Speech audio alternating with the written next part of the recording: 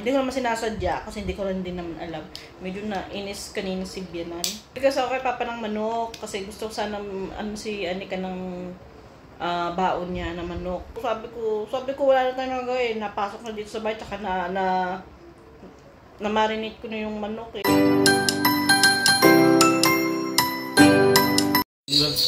Ayan, hindi ko dyan. Smile. Wow. Nice. Beauty. Model ay, model. Model baby. Ayan, daya, tama.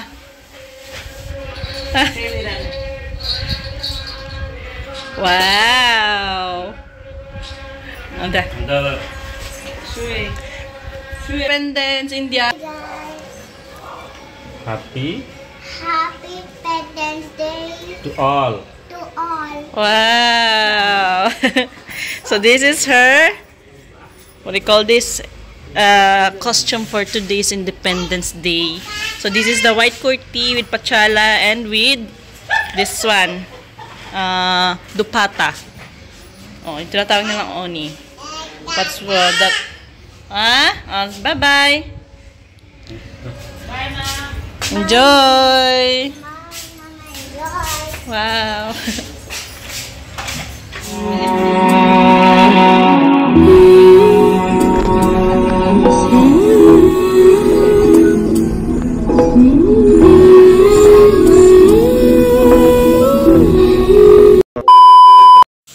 So, Ate Anika is finally back.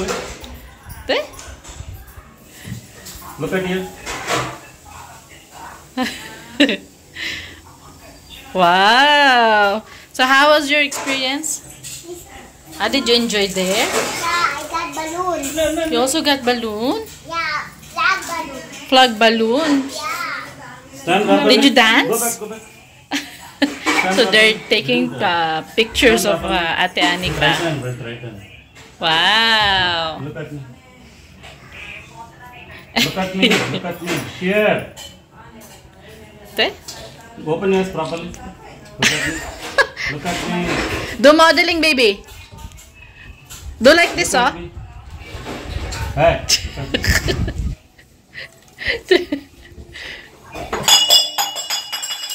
OMG. Wow. Do. You're tired? What about Baby Rain? Wow. Where's your Oni, Baby Rain? Where's your Oni? Good afternoon po sa inyong lahat. I am belated, nga pala sa India guys, sa Independence Day. Belated Happy Independence Day, India. And so today, medyo nagpapahinga lang ako dahil may lakad tayo mamaya guys. Magpapaklining ako ng aking ngipin na kasing dilaw na ng araw. Tiluran kanina pa iniyak na ako. Gusto ba kasi niya mag-vlog? Ang luring guys, marunong magalit. Pag nagagalit talaga mga away. Ano na naman problema niyan? Pasayahin niyo naman kasi yan si Luring. Pinapasaya dapat yan eh. Pinapaiyak nyo eh. Sa inis niya, tinanggal niyo yung tali sa buhok. Naaway niya yan eh. Gusto mag-vlog, pag-vlog, yung tripod. At the same time guys, kanina, I'm not expecting this, no. Hindi ko naman sinasadya kasi hindi ko rin din naman alam. Medyo nainis kanina si Bianan. Nainis siya na parang gusto niyang, pagalitan kami mag-asawa. Kasi nga, Biyernes ngayon, hindi ko alam na pista pala. May pista something sa kanila. Maliit na pista lang ng Diyos nila. So, alam niyo naman kasi mga, di ba, mga puro gulay, magugulay lang sila niyan. Hindi pwede ka rin magpasok pa kanila sa bahay. So, hindi ko naman alam. Hindi naman ako aware, guys, na pista pala ngayon ng nila, ng isang Diyos nila. So, nag-request ako kay Papa ng manok kasi gusto ko sana si Anika ng baon niya na manok. Pritong manok. So, nalaman niya na lang kasi tulog siya kanina nung nagsabi ako sa asawa ko. Ito na asawa ko, nakalimutan na pista pala nga today. Ay, nagalit si Bianan guys. So sabi ko wala na tayong gagawin. Napasok na dito sa bahay, tsaka na-marinate ko na yung manok eh. Sabi ko, so wala tayong magagawa niya. Sabi ko sa kanya, hindi ko naman alam. Kung alam ko naman, hindi naman ako magsasabi na magdala ng ano. Medyo nainis siya kanina sa amin. Pero medyo okay naman kami guys. Nag-uusap naman kami ng okay, na maayos ngayon. So kanina talaga parang medyo nagalit lang siya. So, kasi hindi ko masasabi ko naman, hindi ko naman alam. Kasi pag alam ko lang talaga guys, hindi naman ako nagre-request sa kanila. Kung gusto ko talaga kumain ng kanila, sa labas ako.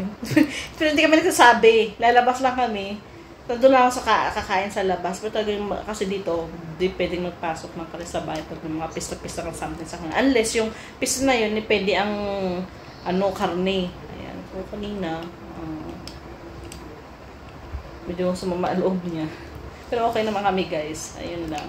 At why ngayon na magpapalinis ng ngipin kasi may voucher si Papa na may discount sa Clove Clinic na kung magpapagawa ka ng ngipin or something doon or any services nila may coupon na ibinigay. So magdadrop by tayo mamaya sa office niya kasi nakalimutan yung voucher din sa may drawer ng desk niya.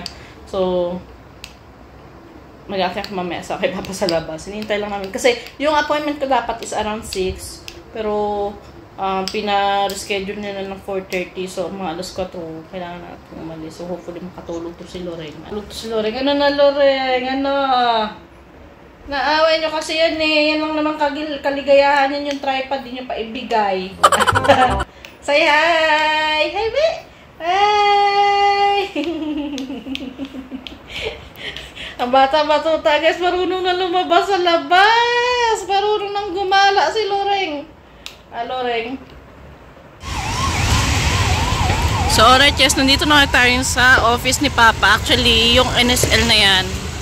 Ayun yung building yan. Yun yung building ng office ni Papa. Actually, sa 9th floor sila niyan. At itong R1, bagong, lang yan, construct na building. Mga 2 years ago lang yata nilang tapos. Ang ganda dito sa opisina nila. Nakapasok ako dito one time, guys. Noong nag-family day yung company nila, na instead na itim building, ginawa nilang family day. So nakapasok ako dyan one time lang. And we're just waiting for Papa's co-worker. Dahil ngayon voucher ng para sa aking dental ay nasa kanila. Naiwan niya sa kanyang desk. So hawakita ko sa inyo yung buong lugar na ito. Tapos yung bus na yan, yan guys, yung shuttle bus ng mga empleyado na medyo malalayo pa yung mga tinitirhan. So kinakaltas din sa sweldo nila every end of the month. Ang ganda no, parang lang Makati.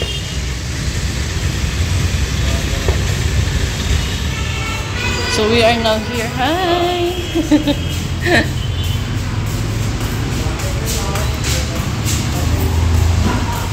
Parang katakot naman. Maybe this is ground floor. Still lang. This is different elevator. Wait lang. Very excited. No, it's okay. Which floor is it? First floor? First we go first floor. Yes.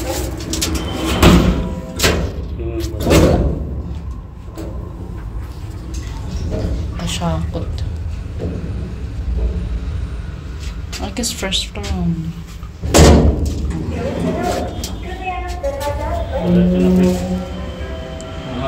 Nagtutron?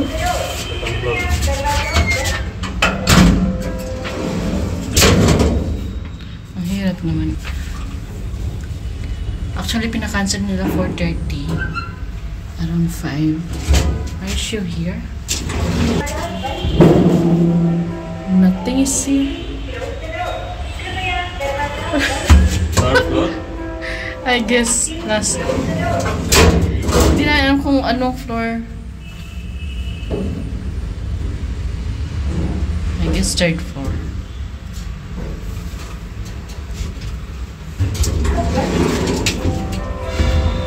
Nothing here also.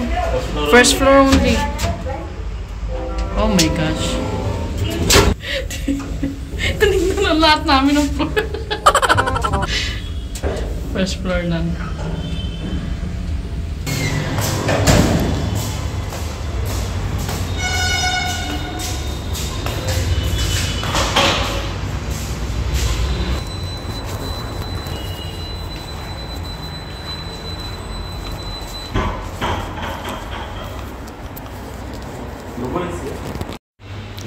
They also have for face correction or joint face correction.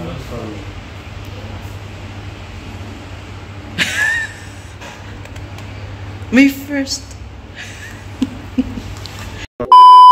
So alright guys, nakarating na tayo sa bahay. Pasensya na sa itsura ko. Ayan, so matutulog na kasi kami. So kanina, dumating kami guys. Sad to say, hindi na tuloy yung appointment ko guys. Although nandun na kami sa office. At saka I don't like the dentist. Mabuti na lang hindi kami nandoon nagpa-cleaning. Kasi alam niyo ba parang maldita yung dentista. Walang kangiti-ngiti. Parang galit habang nag-e-explain. Tumawag yung assistant nila na late daw yung doktor. No? 4:30 yung appointment namin. Pero tumawag sila na malilate daw yung doktor. Since nga kanina, nung kinukuha namin yung voucher card, medyo natagalan kami kasi natagalan bumaba yung maghahatid ng aming voucher, no? So, hindi naman sila tumawag na nandun na yung doktor. Pero right after na nakuha namin yung voucher, pumunta na kami agad dun diretso sa may office nila, sa may clinic na yun, no? Pinaano na kami ng doktor na lagpas na kami sa oras. Pero kasi tumawag kasi assistant nila, manilate daw yung doktor. So, yung dentista. So, hindi naman kami na gano'n na okay lang malate kasi late din naman yung doktor. Baka mauna pa kami doon. At the same time, yun nga yung voucher nga. Matatagal silang kumuha, kaya natagalan din kaming pumunta doon sa office. Na, parang galit yung doktor doon na pinapasabi na doon may malapit kasi dito sa amin na branch nila. Doon na lang daw kami. Eh, kailangan pa namin ulit pa-appointment. So, bukas na naman mag-a-appointment na naman kami. Sabi ko, pero nagsabi talaga ako doon sa harapan doon sa dentista. Eh, nagsabi ng assistant nyo na malilate, madedelay yung doktor, ika-cancel daw. Ika-cancel daw. Eh, hindi naman na sila tumawag sa amin. So, we thought na okay na kahit na mag-late kami kasi wala naman din yung doktor. Hindi naman sila nag-inform sa amin na nandun na pala yung doktor, no? Kung alam lang namin, di-inform namin sila na medyo matatagal kami dahil kinukuha pa namin yung voucher namin. So, ayun.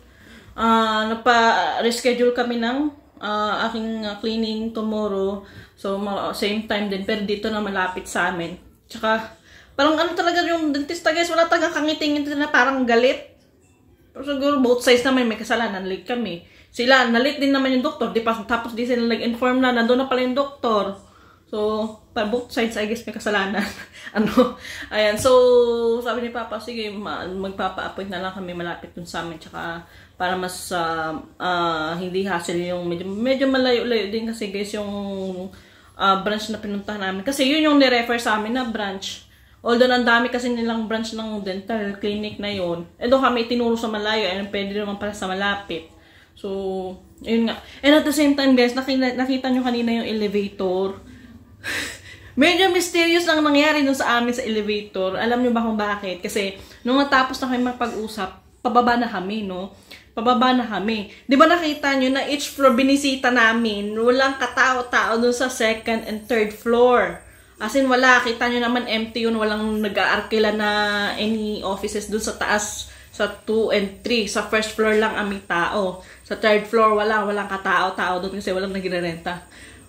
When we are about to open the elevator door, biglang umakyat yung elevator, guys, sa third floor. Sabi ko, sino? Kasi hindi naman di ba kasi yung elevator, mag-stay lang dyan yung saan nag-stop kung wala mapipindot doon sa mga buttons doon sa taas or doon sa baba, di ba? Mag-stay lang kung saan nag-stop. Andal lang may nag-press ng button doon sa labas. Kung anong floor yung aakyat or bababa. Pumunta kami sa third floor. Gusto lang katao-tao. Doon umakit ng elevator. Sabi kay Papa, paano nangyari? Kasi nandun na kami sa ground floor eh. We're about to open the door na eh. Tapos biglang umakit yung elevator. Papa, baka may mumud. So, yun yung nangyari namin sa aming ngayong araw. So, dito na muna guys. So, tabayan nyo na ang susunod nating vlogs. And at the same time, I just want to inform you na maggagala kami, pipinight time muna ako sa mga kaibigan ko nasa Manikonda. Yun, yung pinaka parang malaking syudad dito sa Hyderabad, no? Ang daming doon yung malalaking mga tawag dito. Basta maraming mga, kumbaga, city talaga siya doon. So, dadalo tayo kanila Mami G. Hello, Mami G. Mag-house tour tayo at sa mansion niya.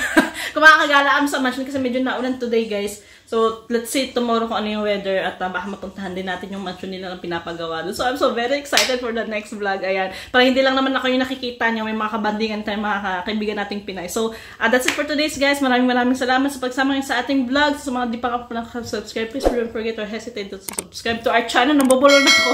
And don't press the bell icon. See you next time. Bye-bye. Always po tayo mag-ingat.